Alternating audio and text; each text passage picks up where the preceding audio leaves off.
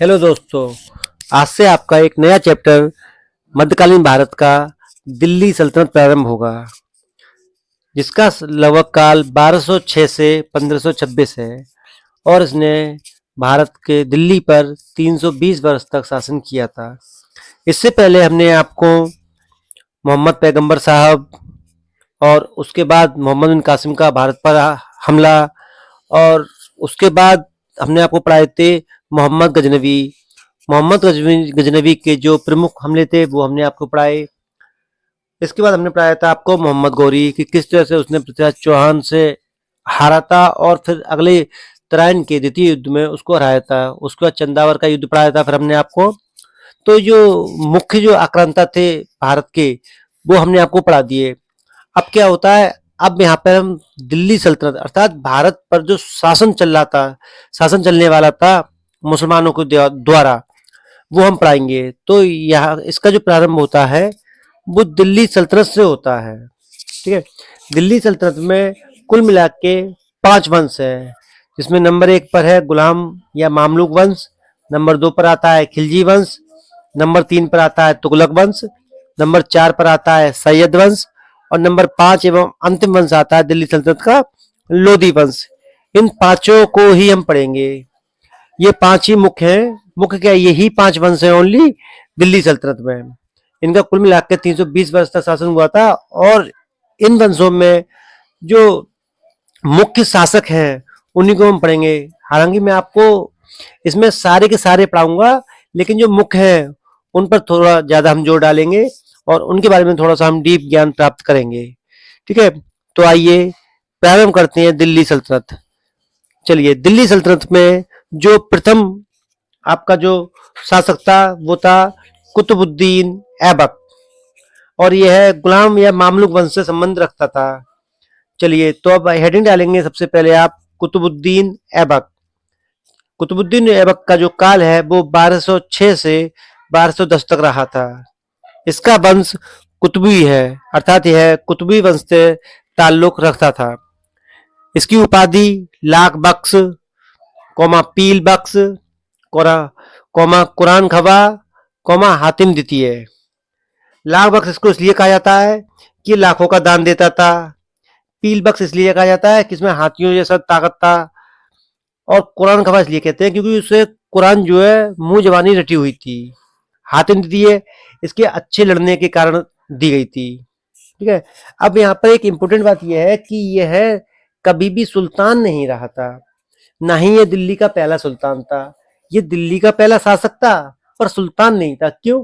क्योंकि इसने कभी भी सुल्तान की उपाधि नहीं ली थी। दिल्ली का जो प्रथम सुल्तान था वो इल्तुतमिश था, लेकिन ये पृथक शासक था जिसने दिल्ली सल्तनत की हिंदुस्तान में नींव डाली थी। ठीक है, अगला डाल के लिखेंगे हम, यह केवल मलिक या सिपह सालार अर्थात सेनापति ही रहा था। इसकी राजधानी लाहौर थी और इसका राज्याभिषेक भी लाहौर में हुआ था। इसने अपना नाम खुतबे में नहीं पढ़वाया।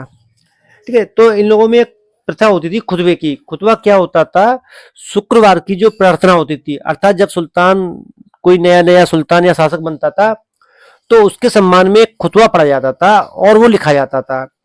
तो इसने अपना जो उसमें एक लिस्ट होती थी उसमें नाम लिखते थे सारे शासक शासक ने। तो ये प्रारंभ हुआ था इनका, तो इन्होंने अपना नाम खुतबे में नहीं पढ़वाया। कारण क्या था, क्योंकि ये सुल्तान नहीं थे, ये ओनली सेनापति थे। इस कारण से, क्योंकि ये जो है मोहम्मद गौरी के नाम पर शासन करते थे। ठीक है, और सबसे इंपॉर्टेंट बात यह है कि इसने सिक्के नहीं चलवाए थे, क्योंकि जो कुतुब मीनार इसने जब बनवाई थी तो उसकी जो मजदूरी थी वो इसने दहलीवाल सिक्कों में बांटी थी।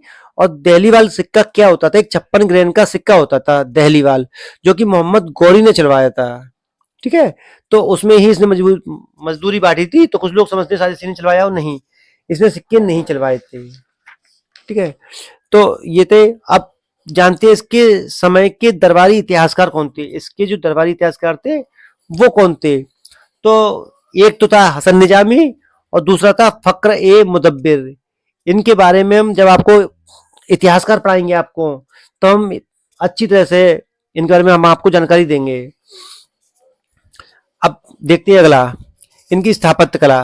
इन्होंने सबसे इंपॉर्टेंट चीजें बनवाई थी, जैसे कि कुब्बत उल इस्लाम मस्जिद, अर्थात इस्लाम को समर्पित एक मस्जिद बनवाई थी, इसका नाम था कुब्बत उल इस्लाम मस्जिद।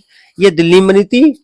और अगली एक बिल्डिंग थी जिसको बहुत फेमस आप जानते होंगे, दिल्ली में है कुतुब मीनार, फेमस है ये। तो कुतुब मीनार दिल्ली में है, वो भी इसने बनवाई थी। और सबसे बड़ी बात यह है कि किसकी याद में बनती है, क्वेश्चन पूछा जाता है कि कुतुब मीनार किसकी याद में बनाई गई थी, तो लोग आंख बंद करते हैं, कुतुबुद्दीन ऐबक लगा देते हैं, जो कि गलत होता है। ये इनके ही एक गुरु थे, उनकी याद में बनवाई थी। उनका नाम था कुतुबुद्दीन बख्तियार काकी की याद में इन्होंने बनवाई थी कुतुब मीनार, ठीक है। और जो मोस्ट फेमस है वो बनवाया था इन्होंने 2.5 दिन का झोपड़ा, जो कि अजमेर में स्थित है। 2.5 दिन का झोपड़ा जो बौद्ध मठ हुआ करते थे, जो बौद्ध विहार हुआ करते थे, बौद्ध मंदिर, उनको तोड़कर बनाई गई थी, बनवाया गया था। ये मस्जिद थी, बनवाई गई थी। इसको कहते हैं 2.5 दिन का झोपड़ा। तो अब इसके 2.5 दिन का झोपड़ा क्यों कहते हैं, इसके 2 कारण हैं दोनों, और इतिहासकार कुछ वो वाला का पहला कारण मानते हैं, कुछ दूसरा मानते हैं।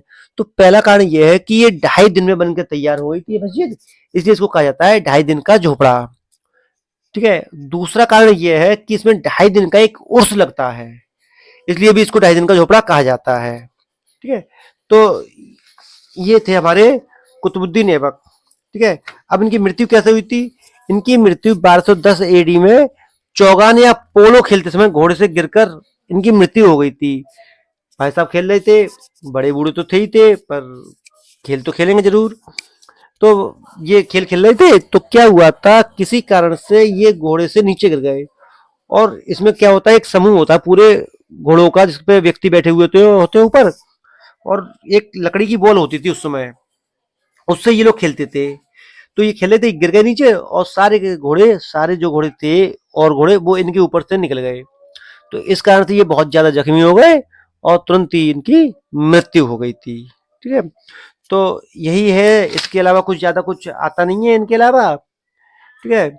और ज्यादा कुछ है नहीं है, और यहीं से क्वेश्चन बनते हैं जो भी है। बस इंपॉर्टेंट ये है कि अगर आपसे पूछा जाए कि कुतुब मीनार की मजदूरी किस चीज में बांटी गई थी, तो वो बांटी गई थी दहलीवाल सिक्कों में बांटी गई थी, ठीक है।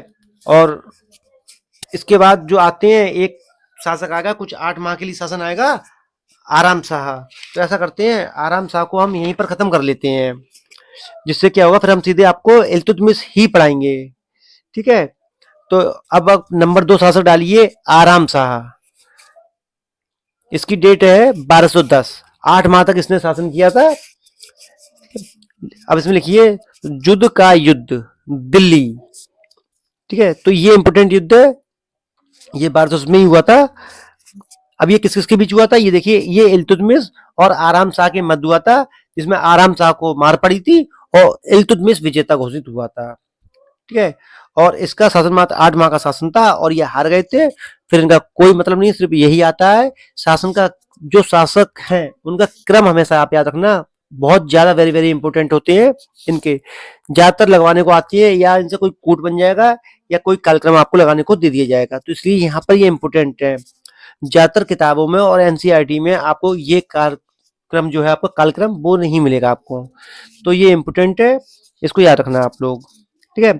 अब ये युद्ध हार जाते हैं, लापता हो जाते हैं, चले जाते हैं, पता नहीं इनका क्या होता है, कुछ इतिहास में कुछ है भी नहीं इनका। फिर जो अगला शासक आता है नंबर 3, वो है इल्तुतमिश, जिसका शासनकाल है 1210 से 1236। इसका डिस्कस हम करेंगे अगले वीडियो में। तो आज के लिए इतना ही। अगर आपको वीडियो अच्छी लगी हो तो लाइक जरूर कर देना, चैनल को सब्सक्राइब जरूर कर देना, और बने रहिए हमारे चैनल पे। आगे के लिए अगला वीडियो आएगा कल, ठीक है। धन्यवाद।